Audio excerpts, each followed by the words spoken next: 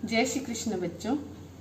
उम्मीद करती हूँ कि ये जो कारवां हमने शुरू किया है वो आप सभी को पसंद आ रहा होगा। आपको कृष्ण की लीलाएं पसंद आ रही है?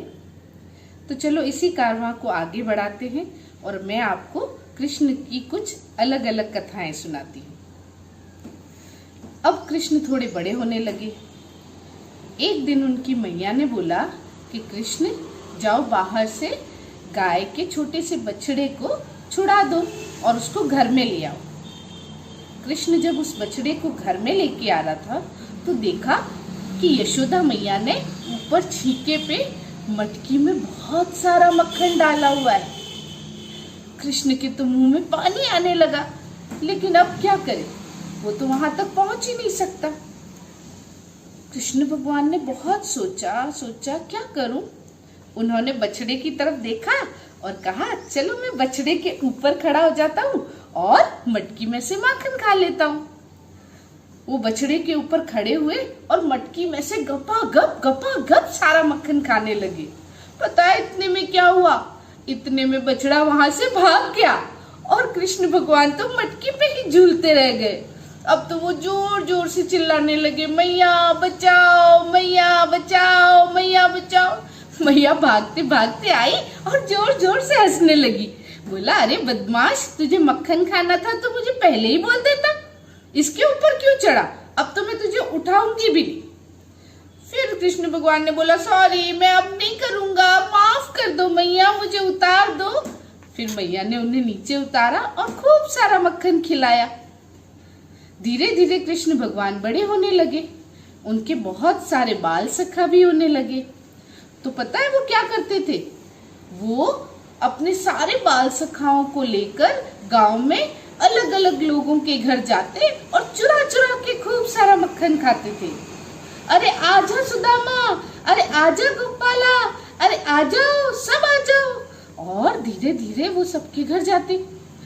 बहुत सारी गोपियां तो बहुत खुश होती, कभी कभी कोई नाराज भी हो जाती।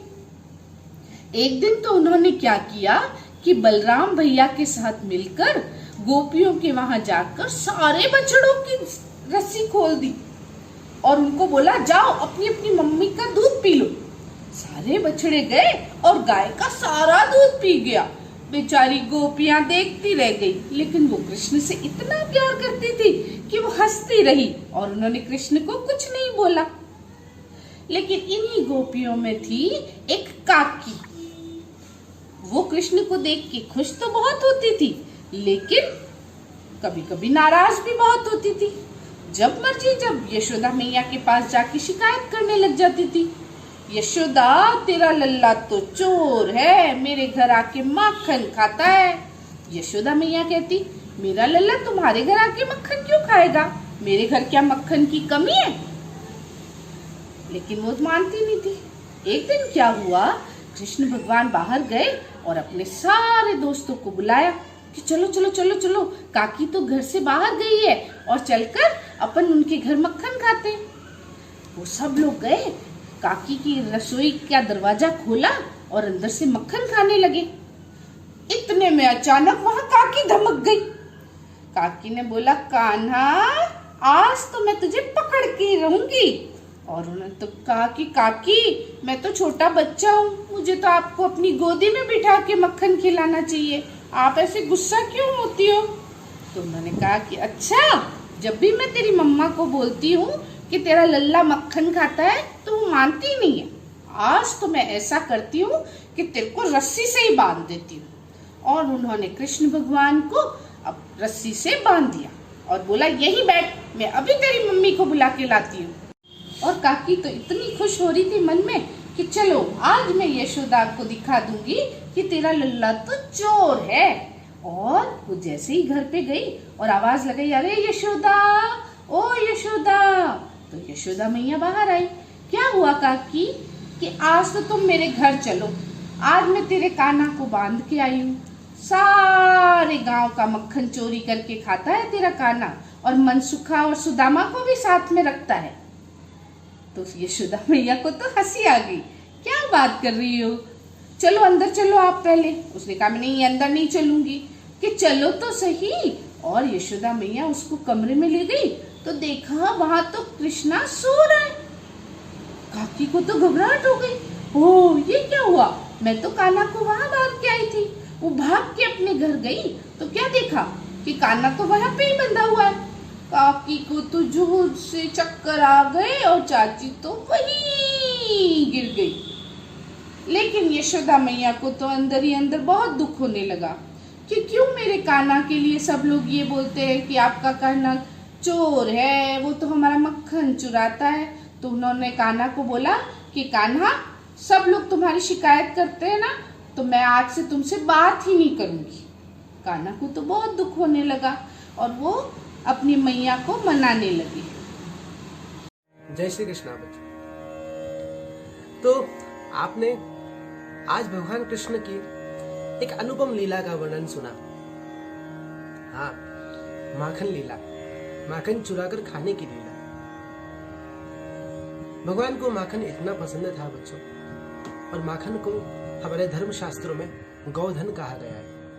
हाँ, गौ रूपी धन। और इस धन के बारे में ऐसा कहा गया है कि गौधन और गजवादि धन और रतन धन खान, जब आवे संतोष धन सब धन धूरी समान। हम माता पिता, हमारे बुजुर्गों ने हमेशा हमें ऐसे ही पौष्टिक चीजों को लेने का जो एक उदाहरण दिया था, वो हमें कृष्ण से बहुत सहजता से मिल जाता है। दूसरी बात, उन पर ये इल्जाम लगता है हमेशा वो माखन चोर थे, माखन चोर थे, माखन चोर थे। लेकिन उनको जब हम चोर कहते हैं तो हमें अपराध का बोध नहीं होता। लेकिन आज के युग में ये चोर शब्द जो है वो बड़ा अपराध का बोध करवाता है। लेकिन ये कृष्ण के साथ चोर का जो संबंध है, जो एक रिश्ता जो जुड़ गया, उसको कैसे समझा जाए? उसके पीछे भी कोई एक दर्शन छुपा है, एक बात छुपी है। वो बात क्या है? हाँ, जो आपको स्कूल में, आपको घर में सिखाया जाता है। हाँ बच्चों, शेयरिंग इज केयरिंग। हमें हमेशा कुछ मिल बांट कर खाना चाहिए। हाँ, भगवान कृष्ण ऐसे ही करते थे। भगवान कृष्ण माखन जो चुराते थे वो खुद के लिए नहीं चुराते थे, वो अपने मित्र मनसुखा, सुदामा जैसे कई दीन जो उनके मित्र थे, जिनके घर में सुबह से शाम तक का निवाला नहीं होता था, जिनके ऊपर छत नहीं थी, जिनके छत की टपरी में से टप टप टप टप वर्षा की बूंदें टपकती थी। हाँ, उनके लिए वो मक्खन चुरा कर खाते थे। और मक्खन चुरा कर किसके यहाँ मक्खन चुराते थे पता है? जो ग्वाल बाल अपने घर में मक्खन का और दही का और घी का भंडार करके रखते थे, संचित करके रखते थे, संचय करके रखते थे, और देना नहीं आता था, बांटना नहीं आता था। तो भगवान कृष्ण ने उनको देना और बांटना सिखाया कि हमें किस तरह हमारे दीन लोगों की, हमारे गरीब लोगों की, हमारे मित्र सखाओं की हमें देकर हेल्प करनी चाहिए। हमें देना आना चाहिए, हमें कुछ भी देना आना चाहिए। हमारे अगर घर में कुछ है तो उसे देना आना चाहिए, नहीं तो हमें माफ करना आना चाहिए। इस सारी बातों का दर्शन इस माखन चोर की लीला में छुपा हुआ था। हाँ, दूसरी बात और बताऊं आपको, वो लोग जो माखन चोरी का इल्जाम लगाती थी काकी, अच्छा वो माखन चोर कहती तो थी लाला को, लेकिन पता है वो माखन बनाती भी कृष्ण के लिए ही थी। हाँ, वो चाहती थी कि मक्खन खाने के लिए कृष्ण आज उनके घर का चयन करे, उनके घर में आकर मक्खन चुराए और वो खाए। उनको बहुत अच्छा लगता था। हाँ, वो सब झूठ मूठ लगता था। वो जाकर शिकायत करना, उनको उल्हाना देना, उनको डांटना, उनकी चुगली करना, उनको पकड़ना, ये सब उनके मन को बहुत मोहता था। ये सब क्रियाएं उनके मन को बहुत लुभाती थी। इसलिए पता है, मक्खन तो बनाती थी अंदर, छुपाती थी हानि में, और घर का दरवाजा नहीं लगती थी, कुंडी नहीं लगाती थी, ताला नहीं लगाती थी। ऐसी कौन सी माखन चोरी करवाती थी काकी? हाँ, वह काकी चाहती थी कि वो मेरे घर आए और मक्खन चुराए और वो मक्खन खाए। इन सब क्रियाओं लीलाओं को देखकर काकी बहुत खुश होती थी। पता है, ये जानकर बड़ा आश्चर्य होगा कि उस समय ब्रज में, गोकुल में किसी भी ग्वाल बाल के यहाँ पर घर पर दरवाजा नहीं होता था। देखो कितना अच्छा समय था बच्चों, कि एक ऐसा संपन्न समय था, एक ऐसा अच्छा अद्भुत समय था कि जब लोगों को लोगों से भय नहीं था, आदमी को आदमी से डर नहीं था, भय नहीं था कि ये चीज मेरी चुरा लेगा, ये चीज मेरे को हानि पहुंचा देगा। और हम पड़ोसियों से और ग्वाल बालों से और शहर वालों से प्रेम करना जानते थे। यही प्रेम और यही आकर्षण कृष्ण का स्वभाव था। लेकिन चूंकि लीला थी, पकड़े गए। काकी ने ले जाकर यशोदा के सम्मुख प्रस्तुत कर दिया कि देखो देखो, आपके लल्ला ने मेरा माखन खाया, लल्ला ने मेरा माखन खाया। अब देखिए भगवान इसको भी कैसे बड़ी अच्छी तरीके से उन्होंने अपनी दलील रखी। जैसे मान लो चोर होता है, उसको पकड़कर पुलिस किसके सामने ले जाती है? जज साहब के सामने ले जाती है। तो यहाँ पर जज साहब कौन है बताए? यशोदा मैया। पुलिस कौन है? काकी। और चोर कौन है? भगवान स्वयं कृष्ण। लेकिन इस चोर ने कोई वकील नहीं किया, हाँ, खुद ही वकील बन गए। खुद ही उन्होंने अपनी बात को दलील करने के लिए वहां पर जज साहब के सामने बड़ी चतुराई से, बड़े प्यार से और बड़े मनमोहक ढंग से जो कह रहे हैं, उस पद का वर्णन सूरदास जी ने इतना सुंदर किया है। हम इसको गाकर सुनाते हैं आपको, सुनिए।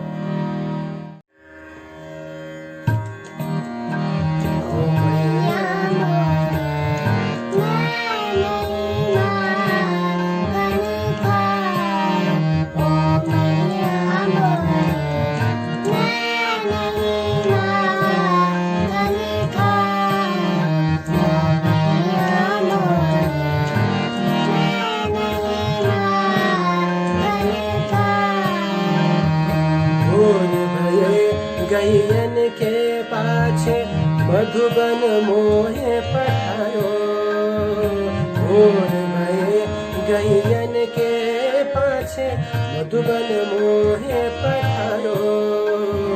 चार पहर वंशी बट भटक्यो, चार पहर वंशी बट भटक्यो, सांझ पहरे